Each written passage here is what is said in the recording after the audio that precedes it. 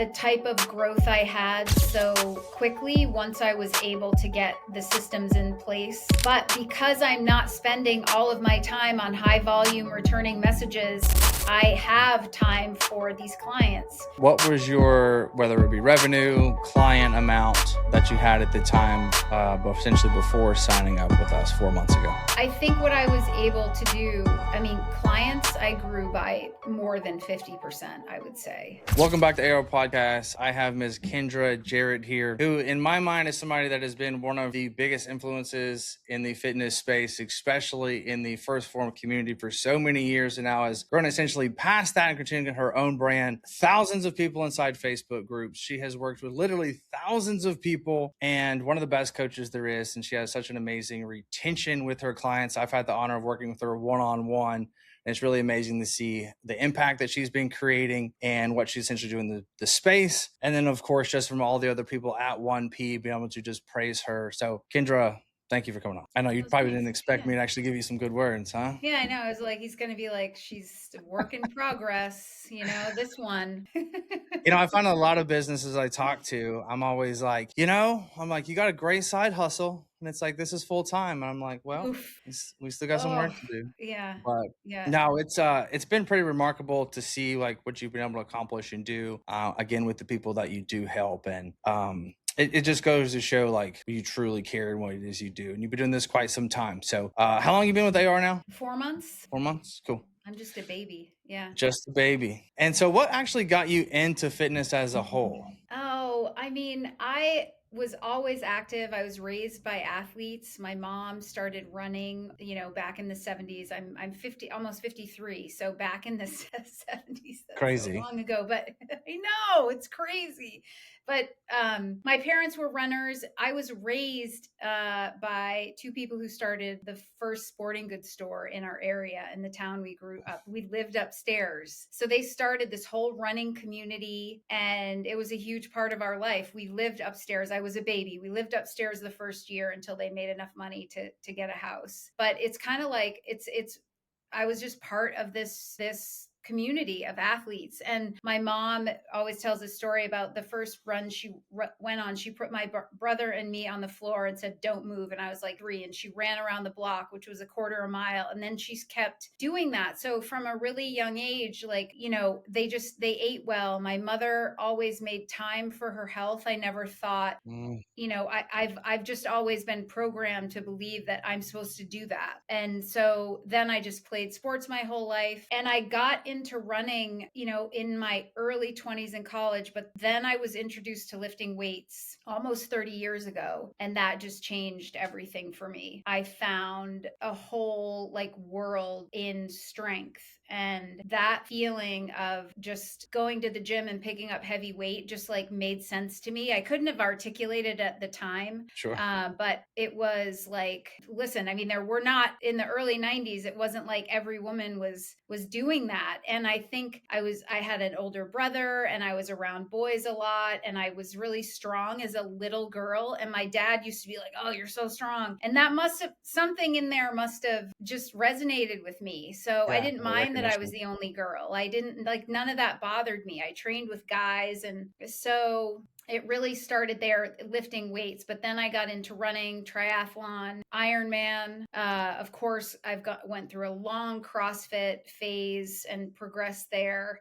I've done strongman, but never have I stopped in bodybuilding competition, but never have I stopped lifting weights. No matter what I've added in, that's just been a theme. And of course, now at this age, it's essential. And it is the most, I think, nourishing thing I do for myself. And I got into coaching, nutrition coaching and personal training in my early 20s after I was like, this is amazing. So I've been doing this a long, long time. Protein is nothing new. Lifting weights is nothing new. Creatine is nothing new, but it's kind of fun to watch it take off now. Like it's novel. Yeah. But so I was coaching people then, and I'm coaching them now. And it's been amazing, Being somebody that worked out during the 90s, did we get into the big hair and the pink leotard with the stocking? No, but there was definitely an anabolic window.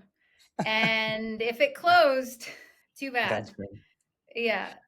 Paula used to talk about, see, her mom like would have these DVDs that or not DVDs but videos that she would watch. And then Paula would like go through. She's like, yeah, I did all these workouts during high school. And they're basically like, the Totally. aerobic, Yeah. squat step to the side Yeah. things. You know what I mean? Right. And And we then were always doing that. There was Dexatrim was in the drawer, diet, tab. I mean, this is nothing new that we're seeing out with fitness trends. It's let me just there are throw so many. let me throw out an old name here for you. Did you ever do P90X? Oh yeah, that's not that old. I mean, Yeah, yes, it is. P90X, you kidding me? Tybo, That was 20 years ago. Hydroxycut. I mean, let's talk. Okay, all right, that's fair. Yeah. P90X. The There's a lot of people Bowflex. listening to this being like, Bowflex. "What's What are they P90X?" right, right, Yeah, I P9 got the so Bowflex, the Total right, Gym. Bowflex, Total Gym, now it's like we got Tonal. So, like, when I talk about now, like, fit people aren't really doing fitness trends, like, No, that's what I mean, like, they don't stop and start. They kind of yeah, they do. they're just steady. I saw your reel the other day, and it was like, "This is what fit people do, and this is what they don't do." And I thought it was so good. So, as a person that's been doing this a long time, right? You've been in the game 30 years. I know. Let that 53. sink in. Yeah, no, I know, I know, 30 I know, years. I know.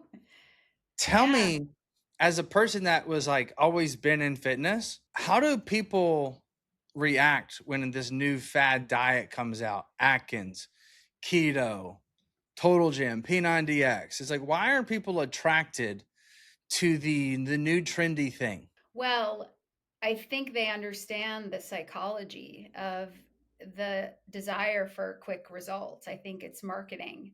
I think that that is appealing. It's appealing to me too. If I could find like a super fast way that with like multiple shortcuts, I would be doing it and I would be selling it and I would be, but I think intuitively, like even with my content, when you get to my age and younger too, but this isn't your first rodeo. So when somebody says to you over and over, this is about consistency, this they're like, I think they just know intuitively like that is right. Like that is right. Because if you step into your logical brain and you think about all the things that you've done and the time you've wasted and the money you've spent when you could have just been doing this one thing, it's pretty crazy. I also think right now, especially in my demographic, there's a message that it's just not your fault. It's your hormones, Mm, which is also not true. There's no evidence, and that does put somebody in the role of like a victim. Like if I tell you it's not your fault, and oh by the way, here's the solution I can sell you, that's a problem right now. We know from a marketing perspective, if it's faster, easier, I wish I'd known this before, all of those, that type of messaging is really appealing for somebody who really wants to be fit. It just is. And also we the images that you see associated with the fast result make it almost impossible not to just buy it, and mm. every time it's a booby trap. It really is. So it's unfortunate, you know? Yeah. No, and it's so true. I think that the flashy object syndrome of, you know, as the old commercial goes, it's my money, I want it now. This Yeah. ability Yeah. to just get people in that psychology level. Another thing I heard the other day, it's something, it's like, well, I'm just big bodied. It's like, we all have the same structure. Like, what do you mean you're big bodied? Like, you're Right. born the same weight as anybody else. In fact, you're the same average height. You're all the same things. It's just, I Yeah. think the We just, misperception yeah. society puts on it. It's like, it's not your fault. Take this. Yeah. I mean, there's usually a product or something associated with that. But like, you can't tell me it's not my fault. You don't even know me. What if it is my fault? Like Yeah. it's could totally be my fault. So I think that's just like it's a little bit misguided. I know that a lot of like fitness enthusiasts love to play around with different things and try different things, and I think it is important to do something that you like for activity. Not everybody is a fitness enthusiast who's going to be Mhm. comfortable walking over to the dumbbells, but at the very least, I don't think we should be selling fast solutions. I think I could do that too. I could change all of my messaging to say, like, lose 10 pounds in 1 month because I had a client who just did it. But that wouldn't really be true of most of my clients. That's not the true story. That would be, you could, I don't know if you will. And I think that's the harder message, but I'd rather be here and still be standing than, be trying to get people in and out the door as quickly as possible. Cause I don't think that's true. That's my experience. Sure, sure. So, what are three things that you think will produce really fast results, but will are not sustainable long term? Cutting all of your carbohydrates, hands down. Yeah, like tomorrow. So that would be one. You're going to get a quick drop on the scale, which will be very satisfying. And I think done in the right way, that strategy could work. But like for your general population, if you cut carbohydrates completely, but you have so many other problems with that approach on the back end for the normal person who's just trying to Hmm. lose weight. So I feel like that would be one. The other one would be, if we're talking about weight loss or fat loss, would be rapid fat loss. So it would be a calorie reduction of 40 to 50%, which could be safe in the right environment for a short period of time, done by somebody who fully understands that that is the state they're in. So rapid fat loss would get you, or rapid weight loss would get you satisfaction on the scale quickly, not sustainable. You're going to rebound. It is problematic in the hands of the general population. You might be able to handle it.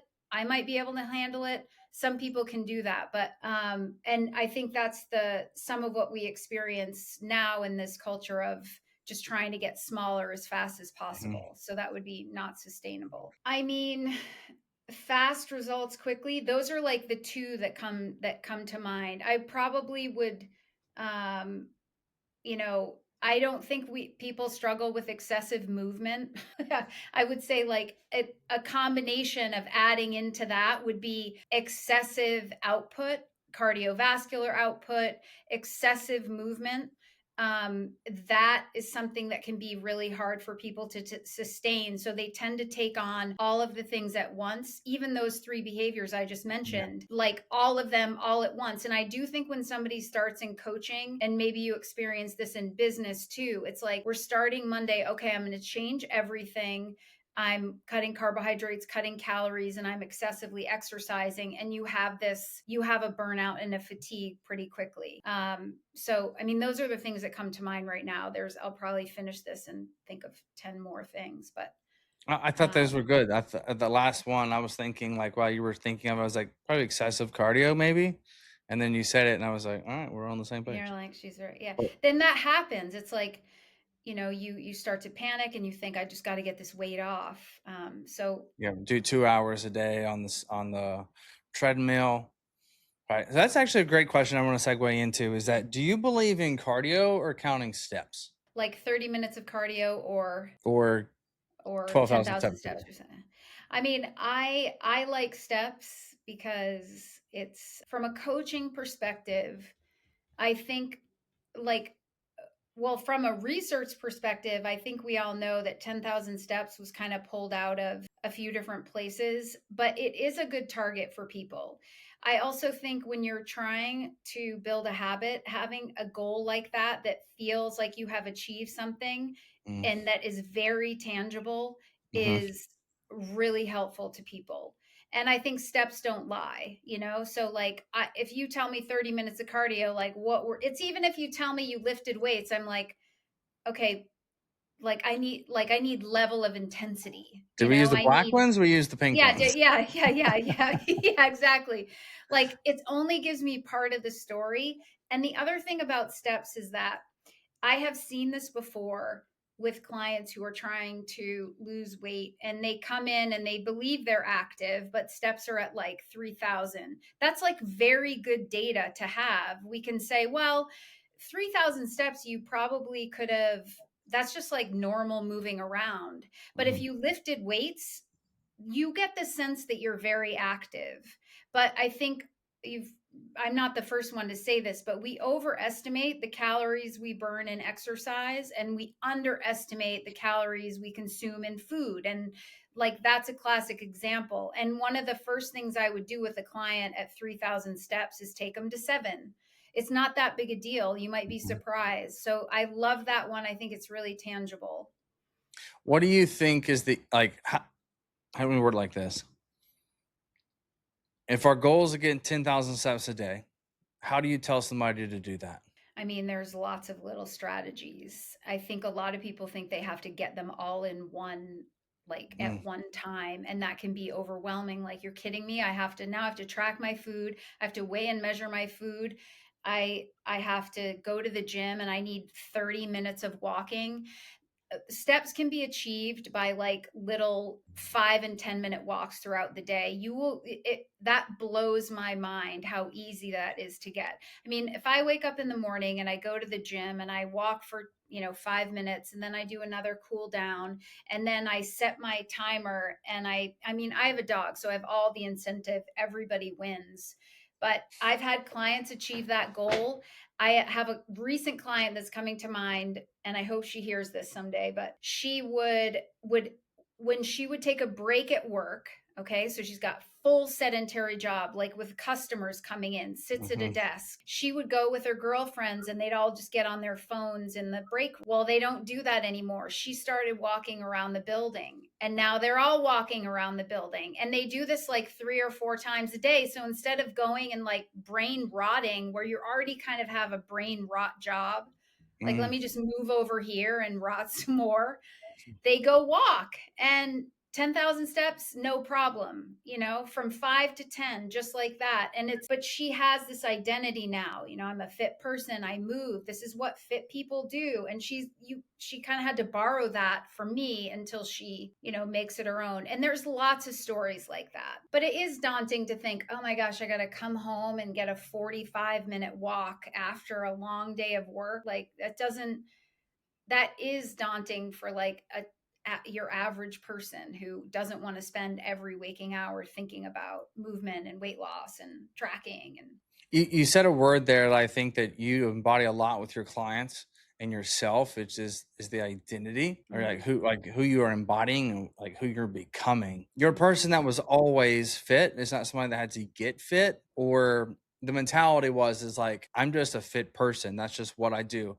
Or I'm a person that does fit things. And so I try to use this analogy too. And it's like when I talk to men trying to help them become better, as I'm trying to become better myself, is that do we want to be a good husband or a good husband that does nice things? And so, if I want to be a good husband, I go, let me just get flowers. Let me, text her good morning, beautiful. Versus, how about I just do those things? That's just who I am. mm. I don't have to think I should get flowers. It's like, no, I get flowers, right? So it's like, I go walk. I don't need to go do a walk. So I think it's just that Yeah, right. identity It's shift. like, well, I mean, we've seen the power of identity. Like you can step into an identity and really believe different things. And so like I do think like in the case of you, even coaching men, they have to borrow from you. They don't know. With women in my demographic, they don't know. They know enough, but they need to put all the pieces of the puzzle together. And I do think, I mean, I know Paula talks about this too, but I do think you have to have the belief, a strong identity. Even if you don't believe it, you will. And then you have to use imagination, you have to visualize, and then that informs your habits until they just become, second nature. And if you didn't grow up like that, like I thank God had a mother who did that. She still does that. I mean, to this day, you can be that mother to your kids at any point. So I talk about that a lot too, because who else, our kids are looking at us, they're watching us, Mm. so you're influencing them whether you want to or not. So I mean, I'll pretty much say anything to get somebody to believe that they are worth it and that they are have every right to be as healthy and fit as I do, because they do look at you or me like, it's a stretch, but it's not. It's really Yeah. not. Yeah. It's From just a time and lifestyle consistency. perspective. Yeah, That's right. it. Right. How important is it? How important is self talk to you? I mean, it's everything. And I haven't always been good at it.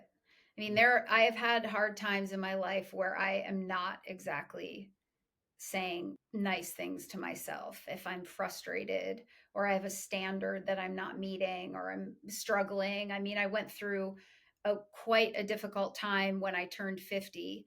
The transition of there were a lot of life things going on, but you do have to kind of like, it's like you want to hang on to pieces of your youth, but you have to let many of them go and just like get excited about the future. And that was frustrating. That was a hard time for me. But now, I mean, this sounds a little cheesy, but I will just say, like, I will just look in the mirror when I'm brushing my teeth or and just be like you did so good today, like I really do Mm. that. Lifting weights, I will say, I mean, I just was going through this the other day, like, you are like, what a badass, to be getting in here and doing this. And I think and I believe that, I'm plenty hard on myself. So anytime I can take, say those things to myself over and over, that belief just really drives the behavior, and it changes my whole attitude and outlook. There's something that I love that. There's something that I changed probably last year.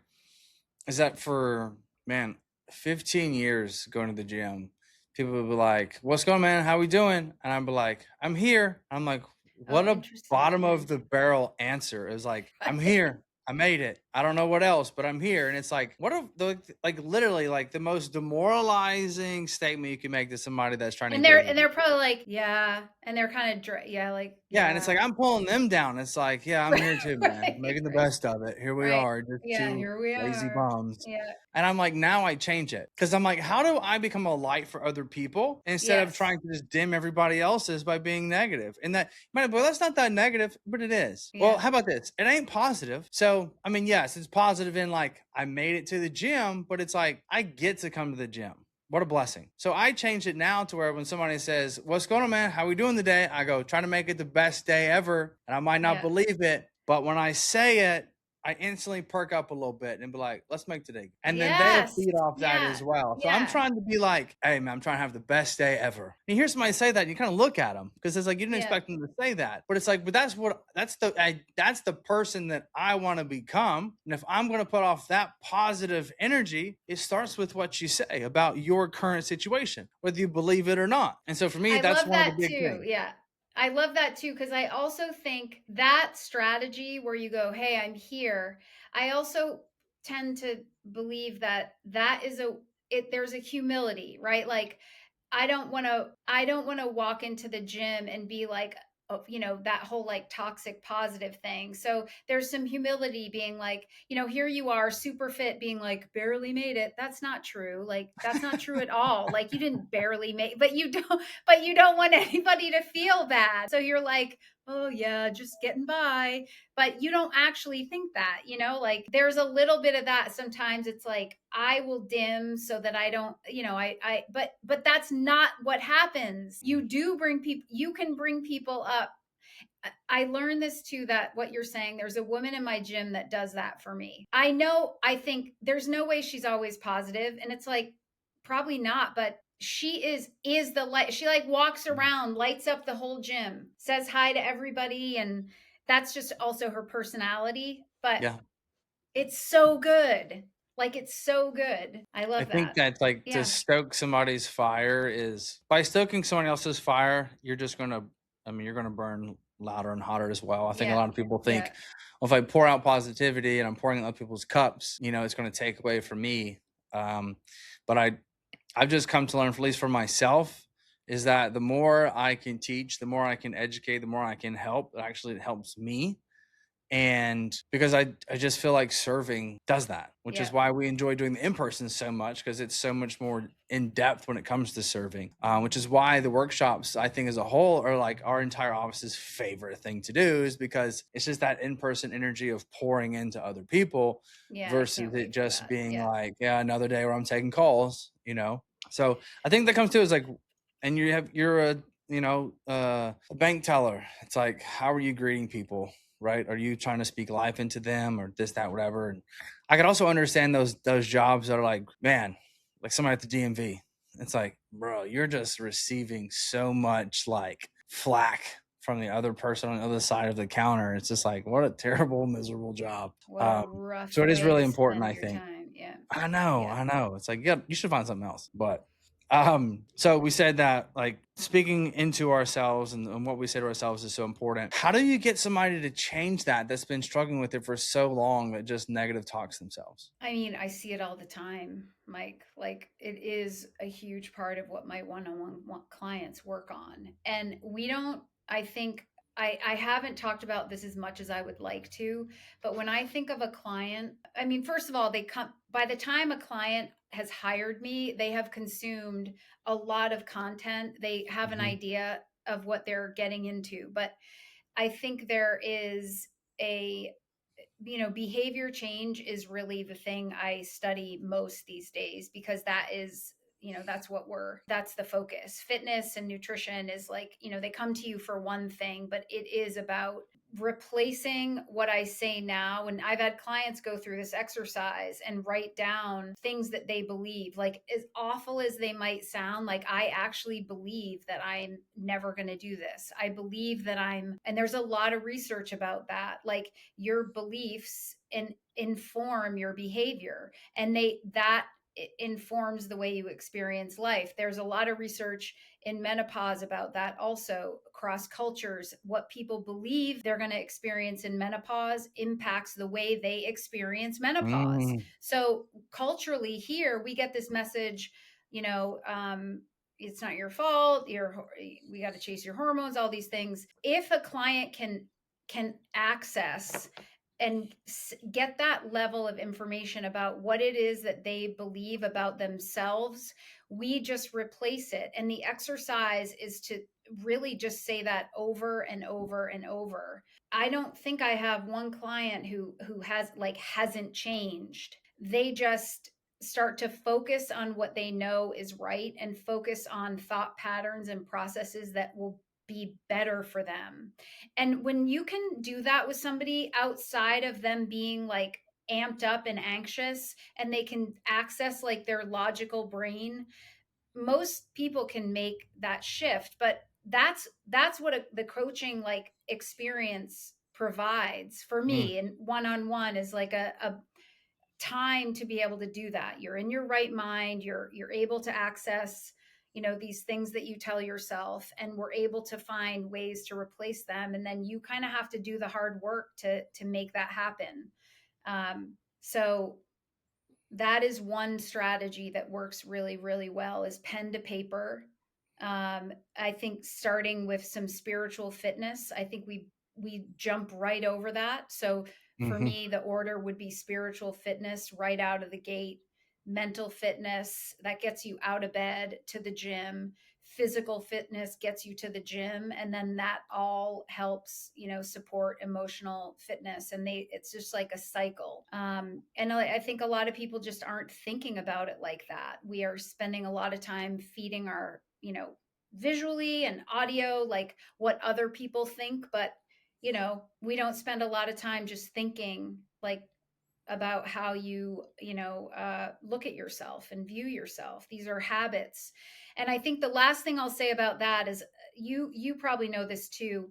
I have a lot of clients, and the evolution is they start out in a program, and they might say something. They might come to the first meeting and being like, I'll say, how was your week? And they say something like, I am a total dumpster fire.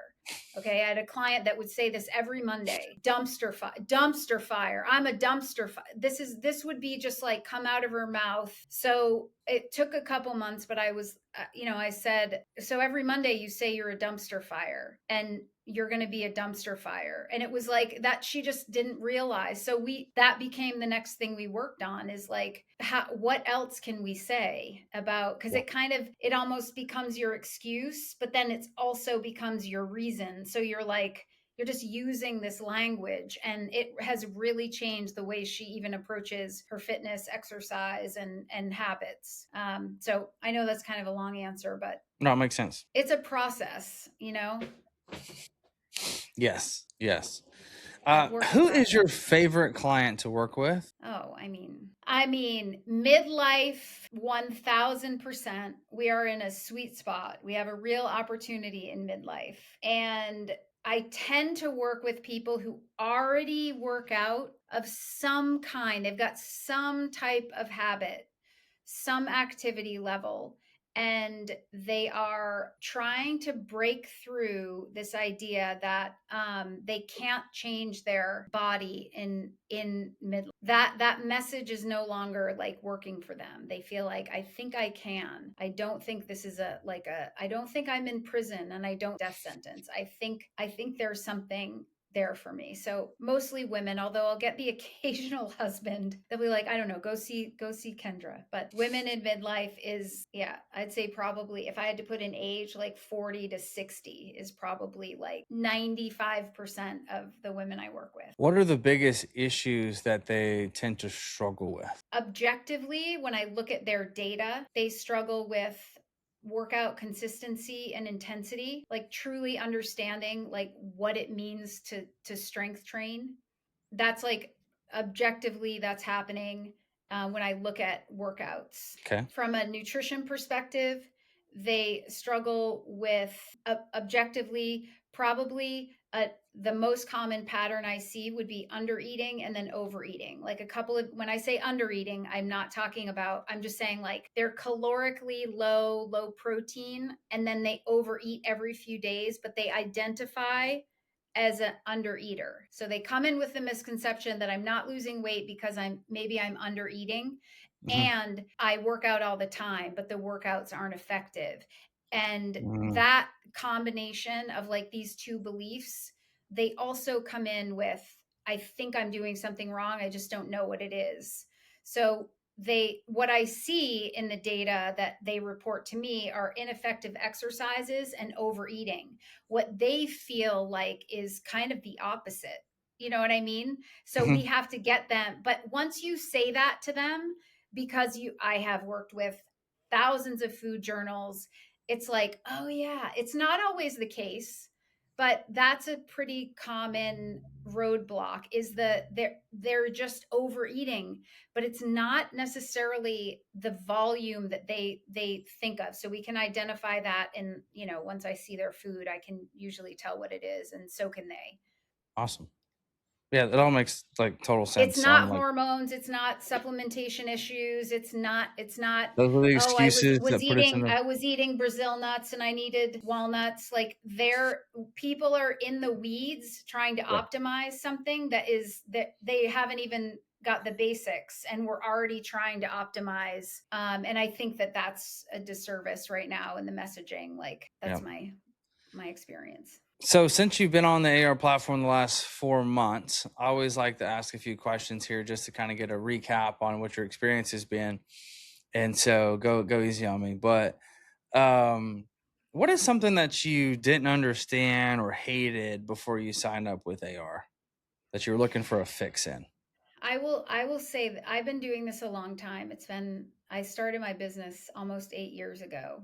And the thing I've struggled with most is having so much communication Mhm. across so many platforms that I can't possibly by myself manage. Mhm. And I think I've always known that, but it wasn't until I started with AR that I could actually see how that was impacting my ability to like serve clients and respond to clients in a way that I could, I had more capacity to help people one on one, but I was all over the place across too many platforms. So bringing it all together for me was, like I said, I knew I needed to do it, but I guess I thought it would be harder than I thought I would have to do it. And you guys did it for me. I didn't actually have to do it. I mean, I had to do some work, but you Sure, know of what I mean? course, yeah. Yeah.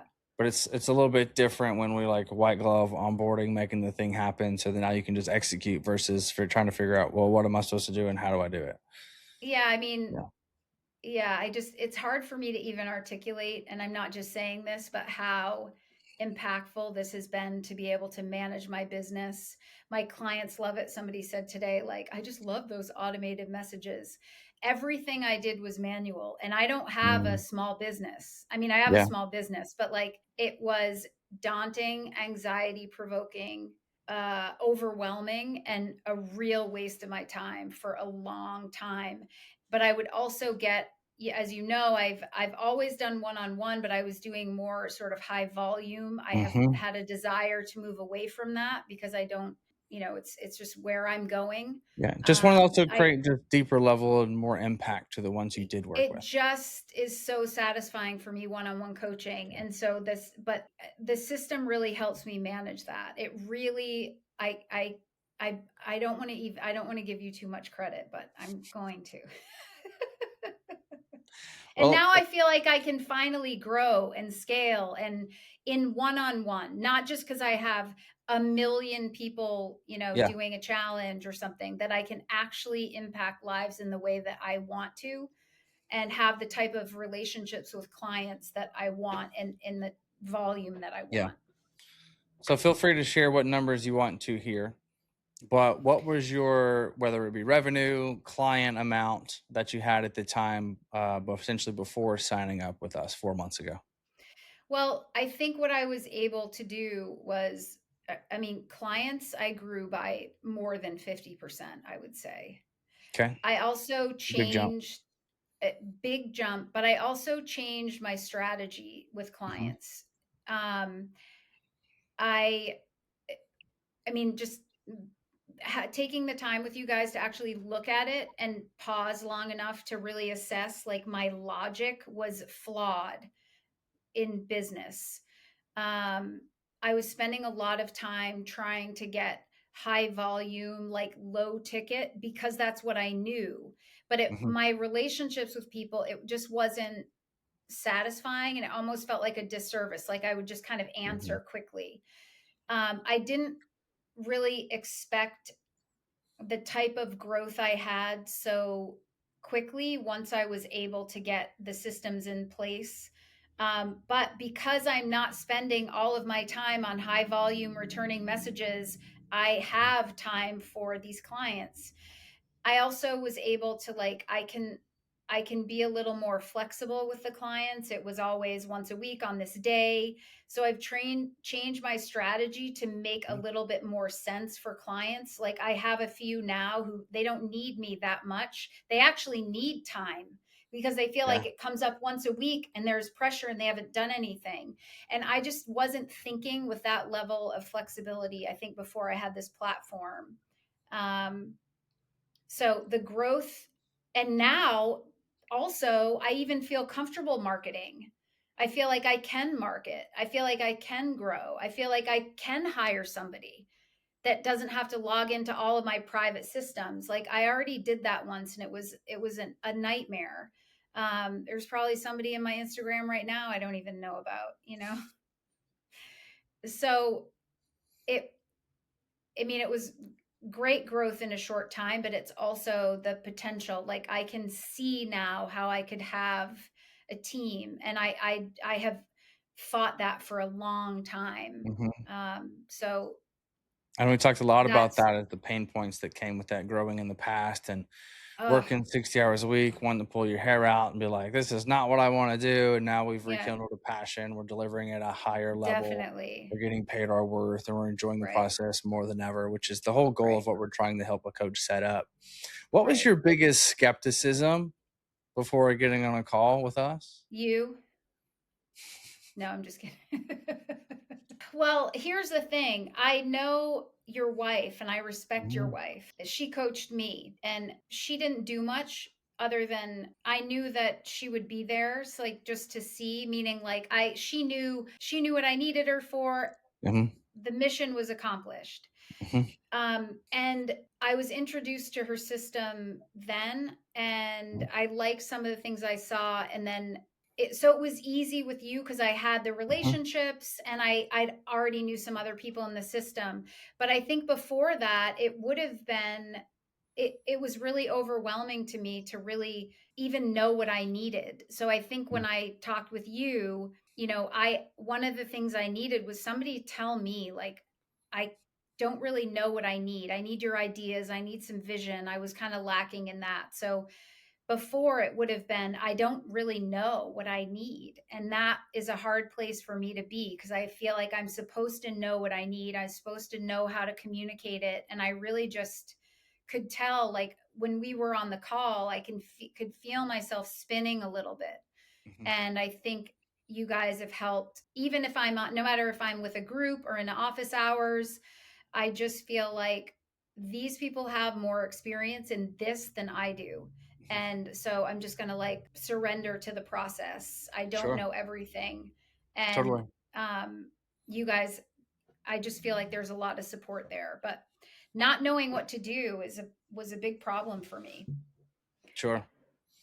And last question I always like to ask here is that for somebody that's on the fence about joining AR, what would you tell them, or what would you tell the old you 120 days ago?